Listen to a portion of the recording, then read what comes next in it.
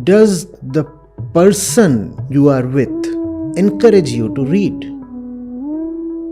You have to ask, what does he bring for me? Roses or books?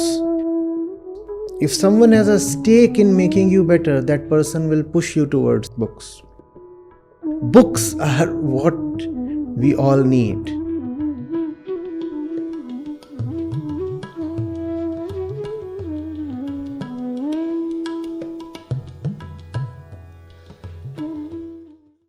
The first question says, Acharya ji Pranam, Sri Raman Maharishi says, the mind will merge only by self-inquiry, who am I? The thought, who am I, will destroy all other thoughts and finally kill itself.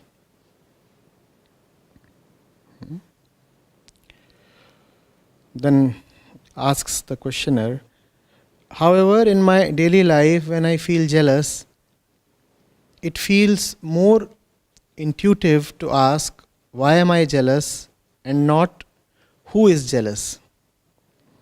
Please speak on Maharshi's method of self-inquiry, who am I? Because at one place he even goes on to say, there is no such thing as the mind. And what I know of is just the mind.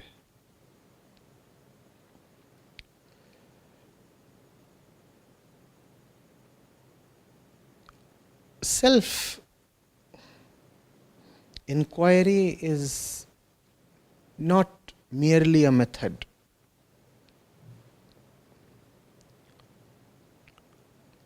It is the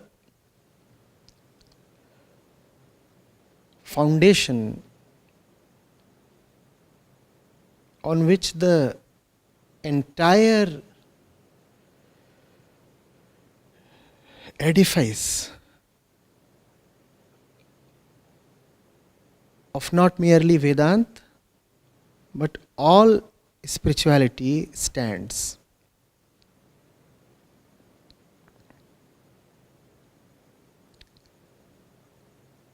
Who am I pertains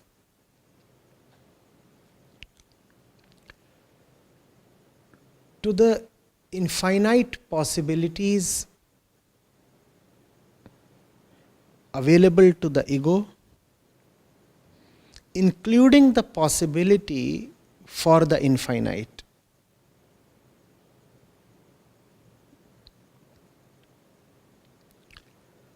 When it is queried, who am I? Who am I at this juncture? Who am I right now? Not who am I in general, not who am I as a fixed concept, not who am I as a label, name tag, or permanent identity. Who am I right now?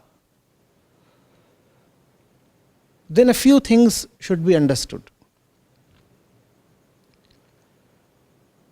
Who is the questioner?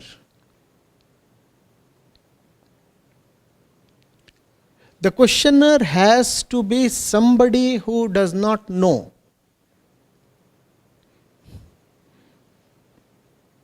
Otherwise, why would he question at all? So who is the questioner? The ego is the questioner, because the ego is the only one who does not know.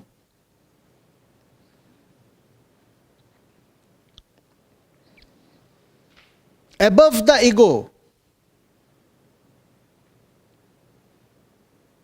is the pure self or truth, the ultimate state of the ego. And because it is the ultimate and the highest and pure and immanent, therefore there is no way it does not know. It knows. The pure self is not going to come to inquire, who am I? Why? Because it has no such question and it has nobody to ask a question to. The pure self is also non-dual. If it is non-dual, how is it going to ever ask a question? If it is complete in itself and all-knowing, how is it ever going to feel bothered by a query? So, the question, who am I, does not really arise from the truth. It arises to the ego. The ego wants to know, who am I? Who am I right now?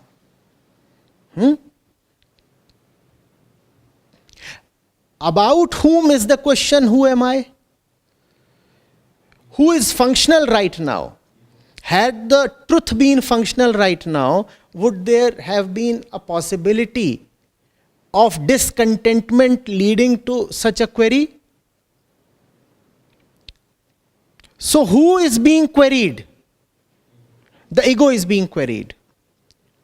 Who is raising the query? The ego is raising the query. Clear? And below the ego is insentient material. Correct? Jad padarth. Stuff. Things.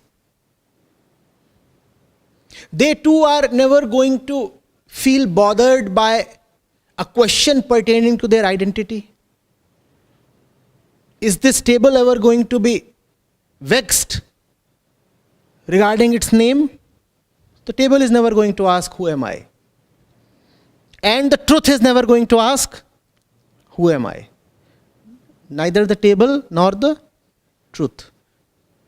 So obviously you know who asks, who am I? The ego asks, who am I, about its present condition. And to whom does it ask this? There is nobody else to ask this question to. The ego raises this question to itself. It is the ego that has to proceed on the path of self-inquiry. Who am I? What's going on? Who am I right now? In other words, where is my existence coming from? Who am I means, where is my existence coming from? And how does the ego know of its existence in the first place? How do you know that you exist? You know that you exist by your experiences. You know that you exist by your happiness, your sadness.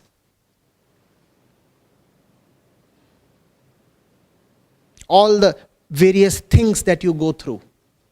Your responses, your reactions, your association with the world.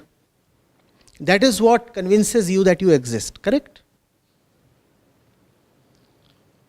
So, the ego is questioning itself regarding its very conviction, the conviction that it exists. It is asking, where are my thoughts, for example, coming from? Where are these feelings coming from? Because it is only my feelings that convince me that I exist.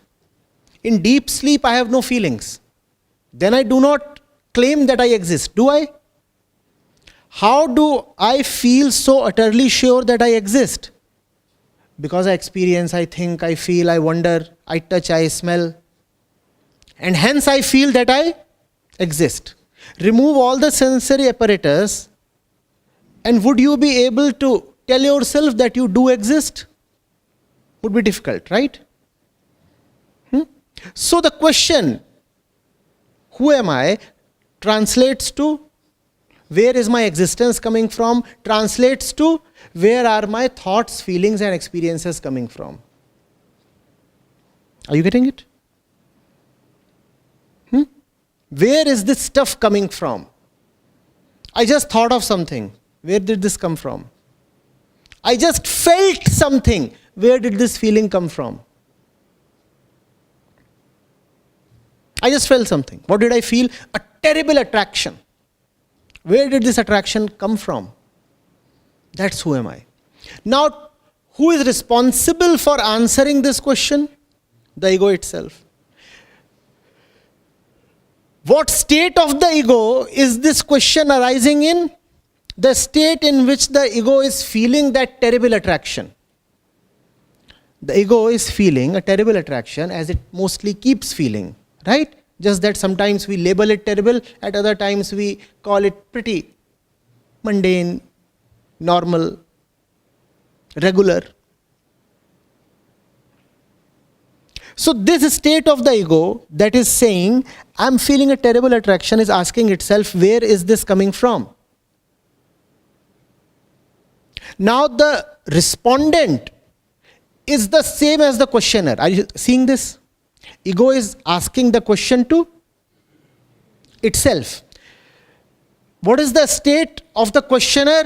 The questioner is almost unconscious, which is proven by the fact that the questioner is feeling a terrible attraction. So this unconscious questioner is asking itself, where is this coming from? Now, there is a problem. Now the matter is stuck. Why? The respondent is the same as the questioner.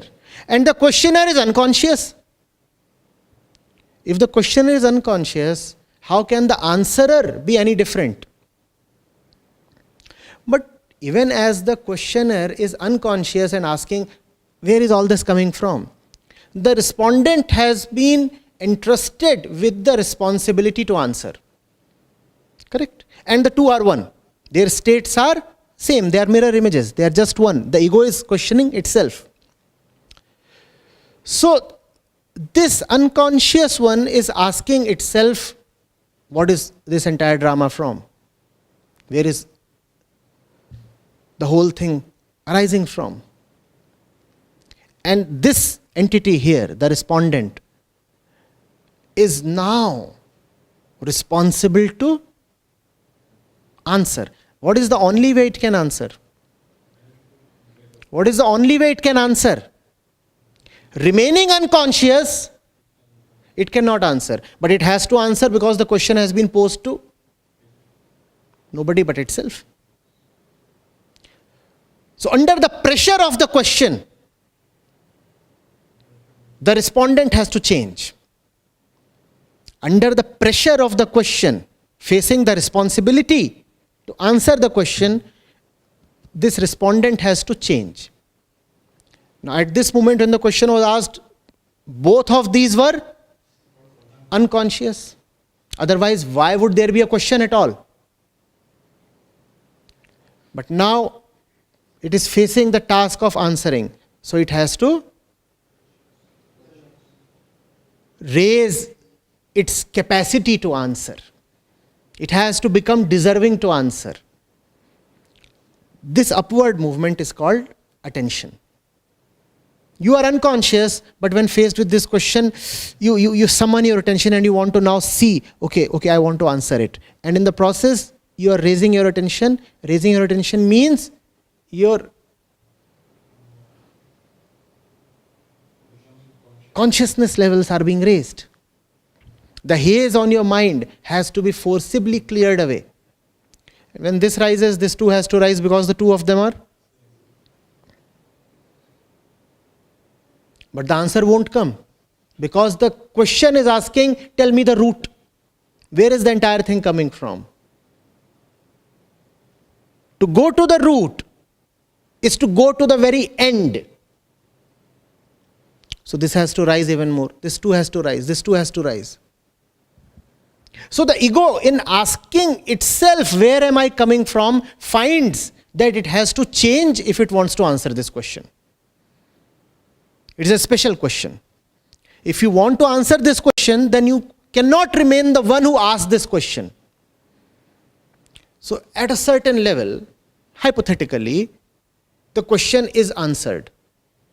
But at that level, you find that the questioner is no more the one who asked the question. He has been far removed from his unconscious depths. He has been raised, elevated. He is no more the same. Rather, he is no more. He does not exist at all. That's the magic associated with who am I. If you really want to answer who am I, If you really succeed in answering who am I, then you will find that both the questioner and the respondent have disappeared. Is the process exactly clear to everybody? Clear? Where is the thing coming from? Now look at a practical manifestation. You are angry. And in the moment of anger, if you can ask, where is this anger coming from? You will find that you are no more succumbing to anger. Now where is the angry one who asked this question? Gone. No more. Any state of mind in which you ask the question, where is this thing coming from, will disappear under the influence of this question. This question is a great sword. It cuts down the very hand that wields it. You ask this question and you will be no more the one who asked this question. Are you getting it? The question will always arise from a relatively unconscious state. But to answer this question, you will have to become conscious. So the one who asked this question will have to disappear to get the answer, which means there is nobody to receive the answer, which means there is nobody to give the answer, because the one who is receiving and the one who is giving are actually the same. So there is no answer actually. Who am I never gets an answer. It's just that the questioner fades away.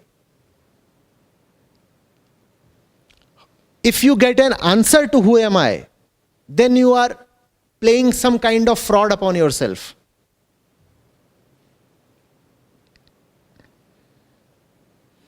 Who am I simply means I will not remain the one who asked this. That is the method. And it is not a method, I said. It is fundamental discretion. You have to know the self as separate from non-self. This is Vivek. You have to know that the Atma is not your glands or hormones.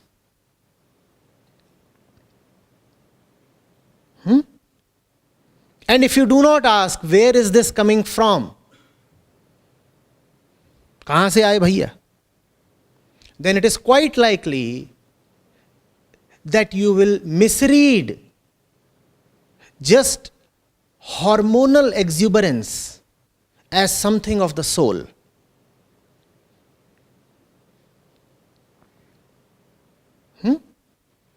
Who am I does not allow you to make that mistake. Who am I says, oh, something is arising, something is happening, something is taking possession of you, something is just dominating you from within. Pause, this is the moment. Ask, hello sir, where are you coming from? Can you show your ticket? Carrying some identity card? Who are you? Where are you coming from?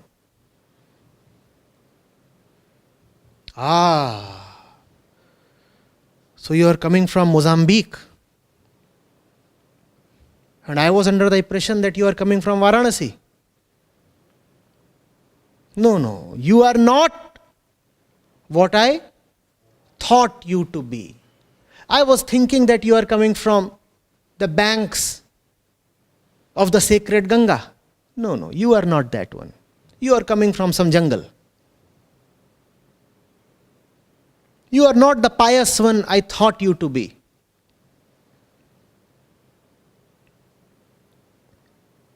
To the more dramatically minded, who am I can be taken as a tearing away of the mask. Your emotion, your thought, your identity comes to you and says, you know, I am this, I am that. And what do? You tear away the mask. You don't even ask where from you are coming. Just tear away the mask. And you say, you don't even try this again. I know who you are and where you are coming from. The tough part is you don't have to do this to anybody outside of you. You have to do this to yourself. The question is not who is John and who is Jenny. The question is, who am I? So you have to disrobe yourself. You have to tear away your own masks. You have to uncover your own inner deviousness.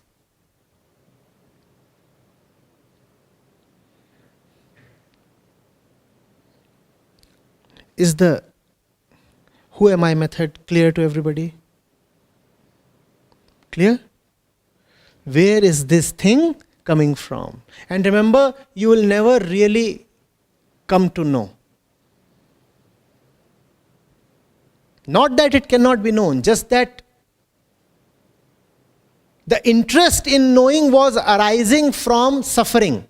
And if you ask this question deeply, the suffering will disappear, so your interest in pursuing this question will also disappear.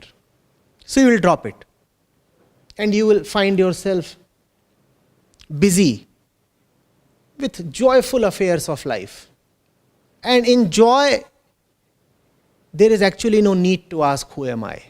Who am I is a question arising out of suffering.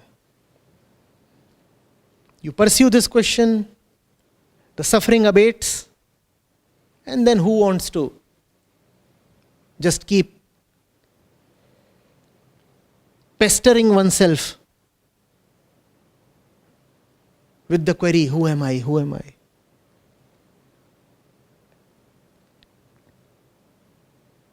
Getting it? Oh, I am so sad. What's the question to ask? From where is this sadness coming? What is the name of the sad one?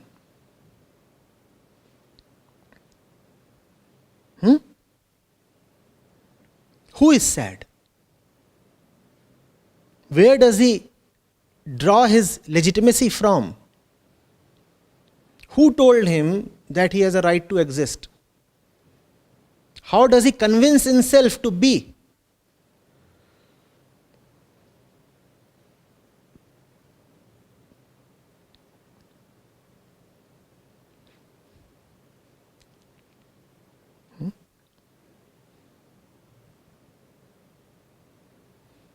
Are you getting it?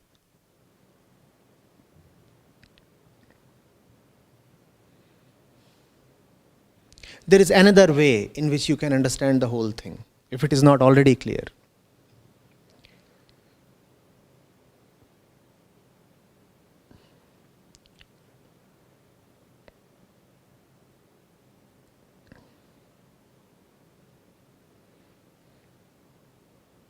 There is some kind of demon that rides on your back.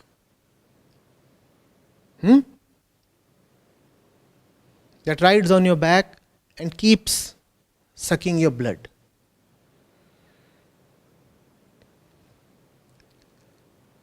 And what do you want to do? You want to run away. You want to run away. And you run away fast, very fast. The deeper it sinks its teeth into your neck, the faster you are compelled to run. But how does it matter how fast you run? You are carrying the monster on your back. The monster is not merely relishing the blood, it is also enjoying a free ride. It's almost like being served hot meals on an airplane. Meals on wheels.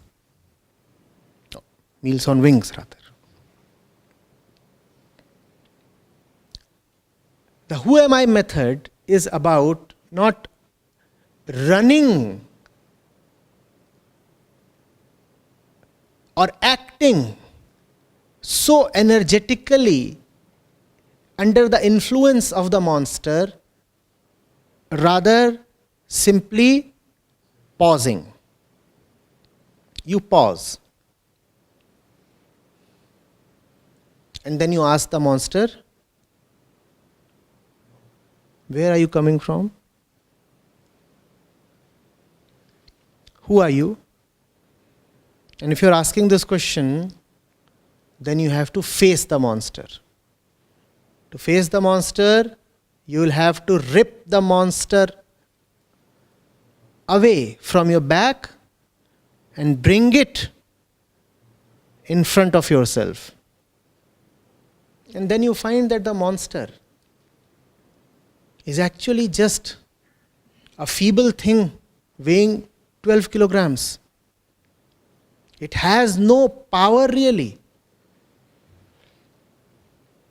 It was able to infest you and torture you just because you were supporting it by carrying it on its back. The moment you want to ask it, who are you? There is a disassociation, correct? Who are you? So we have to face each other. And if we have to face each other, then the two of us cannot be one. I'm asking you, who are you? In asking yourself, who am I? You separate yourself from that which you are not. In asking yourself, who am I right now? You dissociate yourself from that which you are not. Are you getting it? So this monster, which is monster only in name, but actually something terribly lame, is now in front of you, not really in contact with you. There is a bit of detachment, there is a bit of dissociation. So it cannot now take you for a ride. You are liberated. You are liberated. Now you stand as the pure I, free of the monster. When the query started, you were the impure I, the ego associated with the monster. You were I plus monster. But now you want to know who am I. So you have to ask the monster, sir, who are you? Till now, you were so much attached to me, physically united with me, that the two of us were really one. But now, I want to snap this association. Who are you? Come in front and talk. The association is snapped. Now the monster is monster. And who are you now? The pure I. That's the who am I thing. Who am I right now? Honestly. And obviously, the only real method is honesty. Be it who am I or be it any method, it would fail if you are not honest in pursuing this austere dialogue, austere inner dialogue.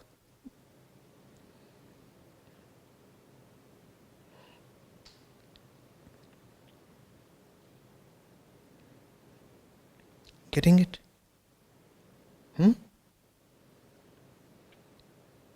I'm troubled. What to do now? Who is troubled and where are his troubles coming from? What is the center of all these troubles? Who has a stake in remaining troubled?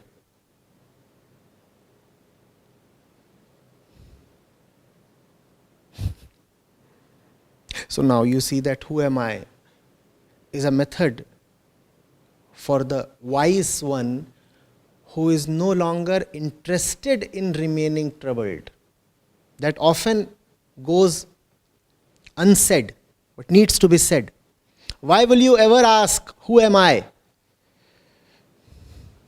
if you are not really interested in getting rid of what you have become,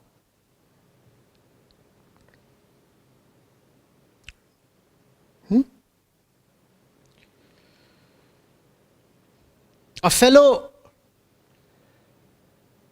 received a parcel from one of the e-commerce sites.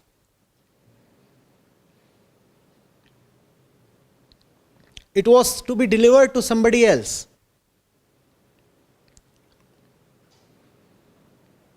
It carried the name of somebody else. But the delivery man erroneously delivered it to this fellow.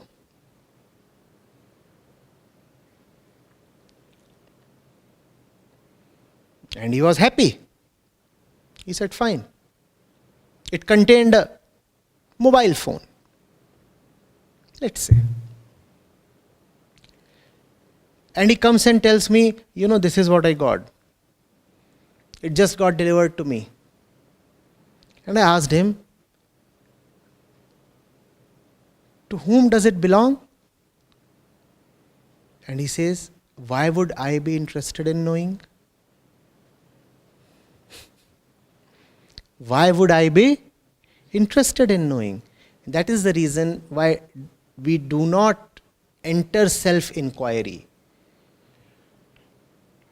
Self-inquiry is an uncomfortable question.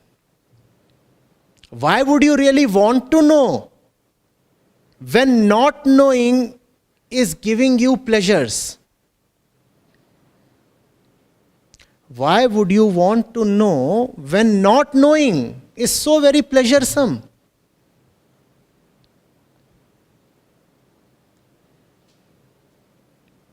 Hence, the one who is asking, who am I, must be the one who is already a bit frustrated with himself. Already someone who is desirous of liberation. Otherwise, asking, who am I, is an exercise in wild dishonesty.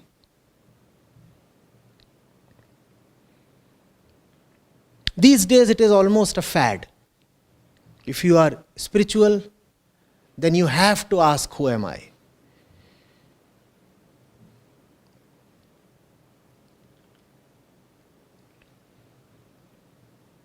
One could have felt amused by this who am I circus had it not been for the appalling inner conditions of the ones who are amusing themselves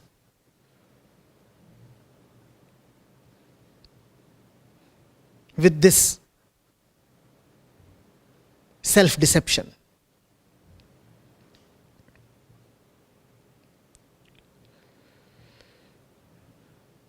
Who am I has to arise when you no longer like the I. Who am I has to arise when the I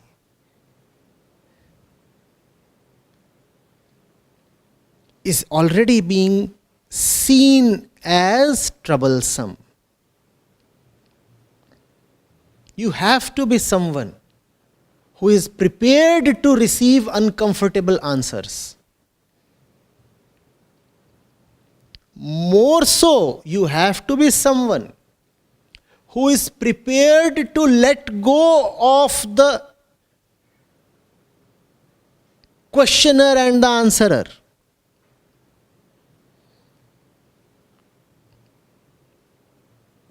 Only then this query can proceed.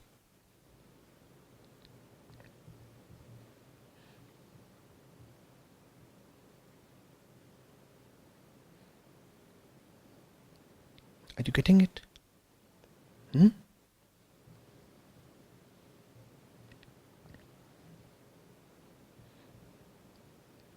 Do you see how intimately it is linked to the Kshetra Vibhag Yoga of the Bhagavad Gita?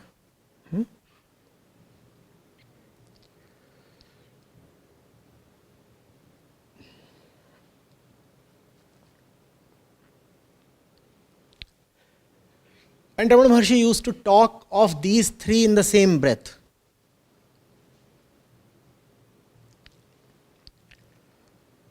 I am not, who am I, and so am I. Naham, koham, soham. You cannot have just one of these. You need all three, at least two of them. Which two? Naham and then koham. You have to be someone who is first of all prepared to say, this I am not. And only then you get the eligibility to ask, if this I am not, then who am I? If you are someone who is first of all not ready to question his existing identities because they are a source of pleasure to him, then you have no right to indulge in the who am I business. Who am I has to be preceded by Naham. This I am not, this I am not, this I am not. You need to have that sincerity and that discretion.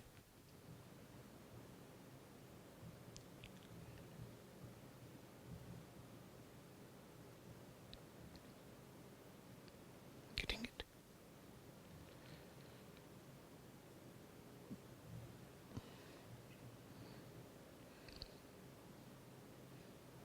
Without Naham, if you proceed with Koham, you will find that you cannot proceed at all.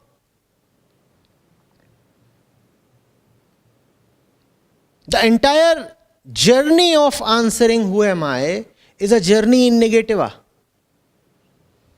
You ask who am I, and some illusion gets negated, cleared off.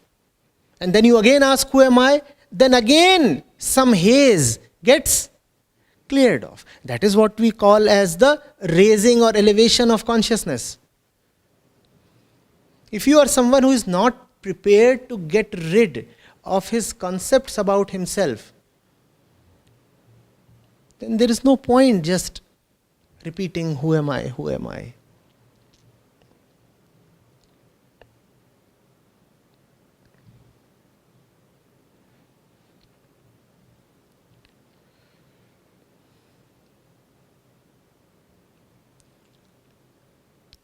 Clear?